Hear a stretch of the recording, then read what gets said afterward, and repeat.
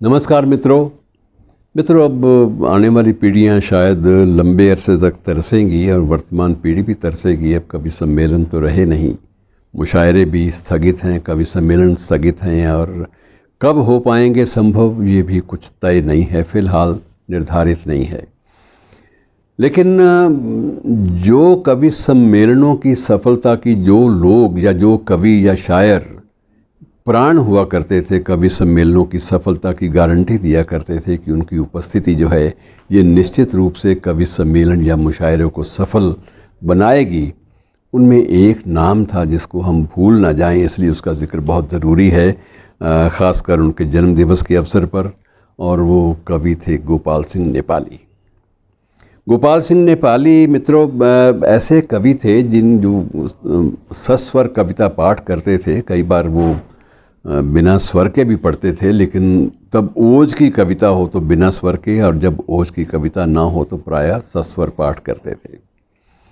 गोपाल सिंह नेपाली कई अर्थों में याद किए जाएंगे। जैसे हमारे हिंदी साहित्य के जो वर्तमान युग है, आधुनिक युग है, उसको हमने रहस्यवाद, छायावादोत्तरवाद और उसके बाद आधुनिक गद्य का एक उसको विभाजन वर्गीकरण दिया अलग अलग रूपों से। अब उत्तर आधुनिकतावाद के नाम से एक नई परिभाषा भी दी जा रही है। तो गोपाल सिंह नेपाली जिस काल के गीतकार रहे हैं उसको ये माना जाता है कि ये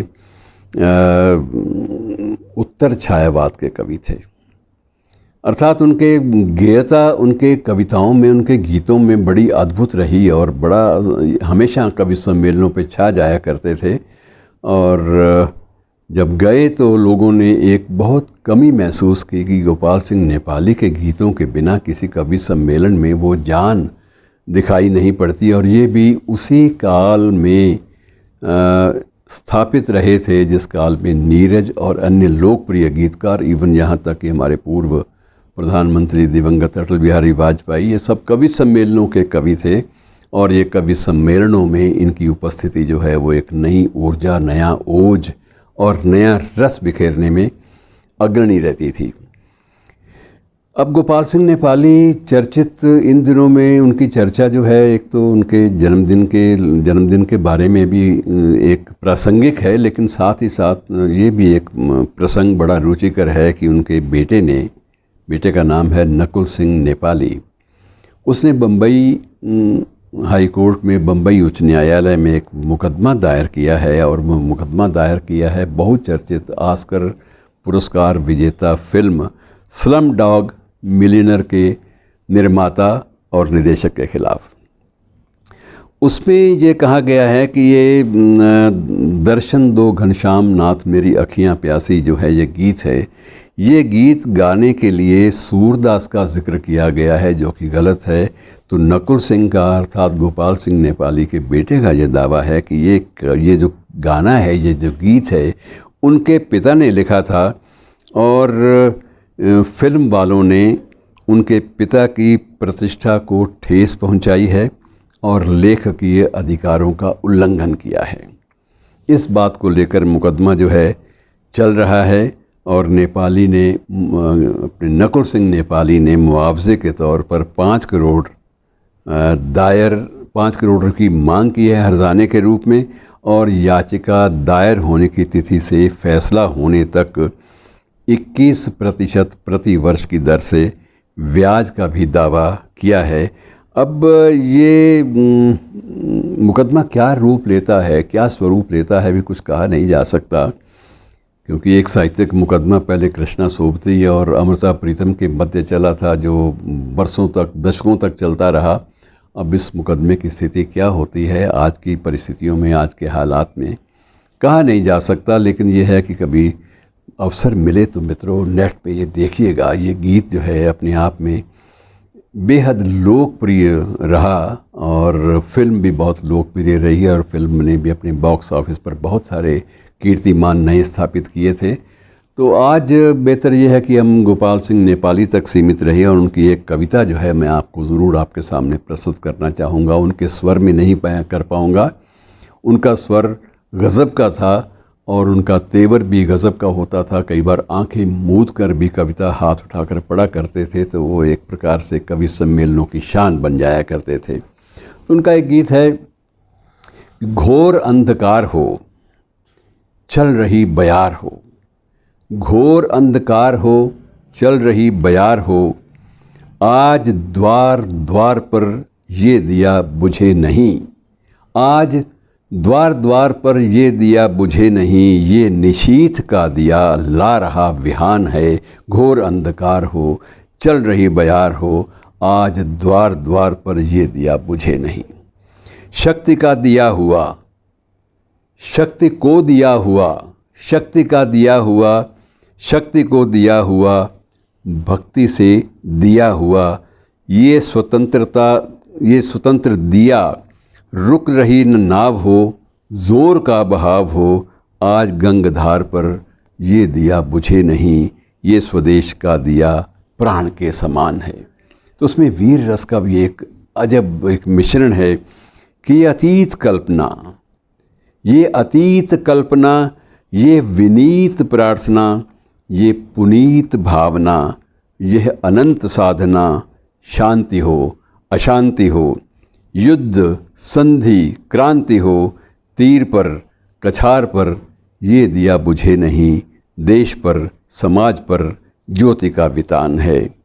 कि 3-4 फूल हैं, आस पास धूल है, बाँस है बबूल है, बाँस है बबूल है, घास के दुकूल है, वायु भी हिलोर दे, फूंक दे, चकोर दे, कब्र पर मज़ार पर ये दिया बुझे नहीं, ये किसी शहीद का पुण्य प्राण दान है, ये किसी शहीद का पुण्य प्राण दान है, ये दिया बुझे नहीं, झूम झूम बदलियाँ, चूम चूम बिजलियाँ, आंधियाँ उठा रहीं, हलचलें मचा रहीं, लड़ रहा स्वदेश हो, लड़ रहा स्वदेश हो, यातना विशेष हो, क्षुद्र जीत हार पर ये दिया बुझे नहीं, ये स्वतंत्र भावना का एक स्वतंत्र गान है, क्षुद्र जीत हार पर ये दिया बुझे नहीं, आज गंगधार पर ये दिया बुझे नहीं, और आज द्वार द्वार पर ये दिया बुझे नहीं।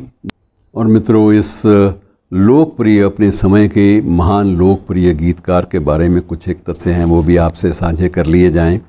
जन्म 11 अगस्त 1911 और अंतिम सांस ली 17 अप्रैल 1963 को। और कुल मिलाकर इनका जो मुख्य रूप से जो स्वर था वो या तो फिल्मों में आया और या फिर कवि सम्मेलनों में। कुल ये माना जाता है कि इन्होंने 54 गीत फिल्मों में इन्होंने गीत दिए, और लगभग गीतों की संख्या आप सुनेंगे तो बड़े हैरान होंगे कि चर्चा क्यों नहीं होती इनकी। 300 गीत, 54 फिल्में, 300 गीत, ये एक बहुत बड़ी भारतीय फिल्म के इतिहास में एक घटना है जिसका जिक्र जो है वो कम होता है। हालांकि उनकी मूल पहचान का आधार यही कहा जा सकता है, लेकिन उनकी जो कवि सम्मेलनीय जो प्रतिभा थी वो इतनी ज़्यादा हावी हो गई थी कि ये सारी जो फिल्म जगत को दी गई उनकी देन थी वो थोड़ा सा हाशिए पर सरक गई थी। ऐसा पहली बार होता है, वरना फिल्में कई बार हावी हो जाती हैं, और यहाँ इसका जो गीतकार का जो स्वरूप था, जो कवि सम्मेलनों का स्वरूप था, वो हावी हो गया था। और इनमें जो इनका एक पहला जो संग्रह आया था, बहुत संग्रह इनके आए, अलग अलग नामों से छपे। पहला संग्रह इनका 1933 में छपा था उमंग के नाम से, और बड़ा वो ठोस माना जाता है, उसकी जिक्र अक्सर होता है।